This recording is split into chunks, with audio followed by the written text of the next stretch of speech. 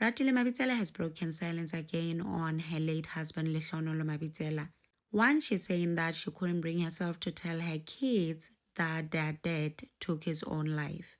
She's saying that initially she lied to their older son, who is 10 years old, and told him that he lost his life in his sleep.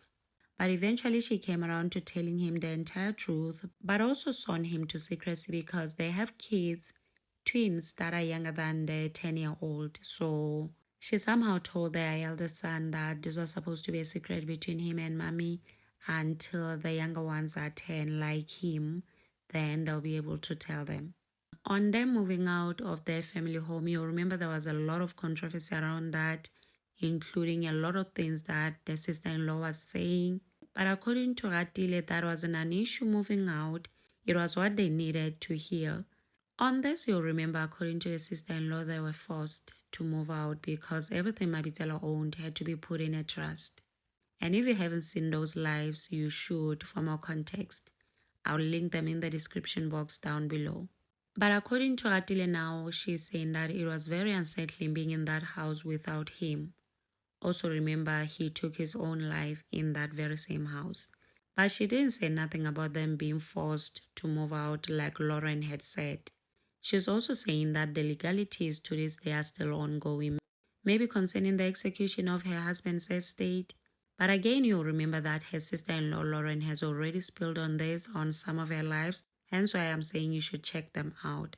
She also said something that contradicts totally her sister-in-law when it comes to her husband's funeral. According to Ratile, she and her mother covered the cost of the funeral, 90% of them. Then it was the funeral that was literally 90% carried by myself and my mom in terms of cost. Her in-law told a different story to this one though. There are 3 sides to every story.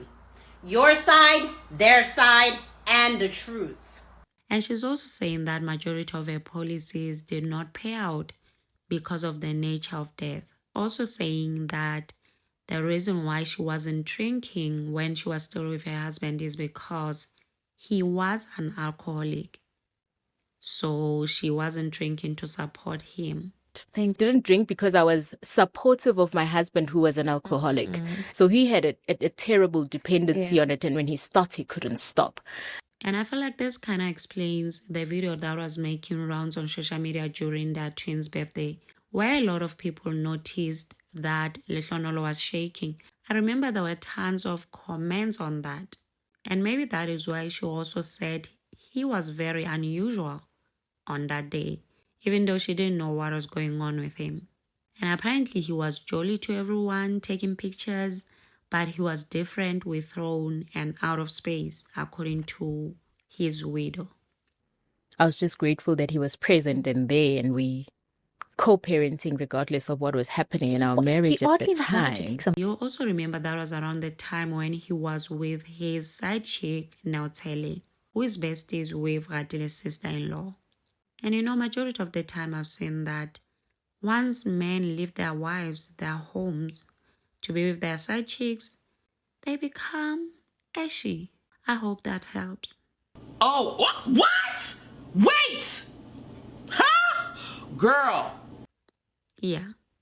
Otherwise, let's take all of this to the comment section. Also, remember to subscribe, like, share. Until next time, bye and thank you for watching.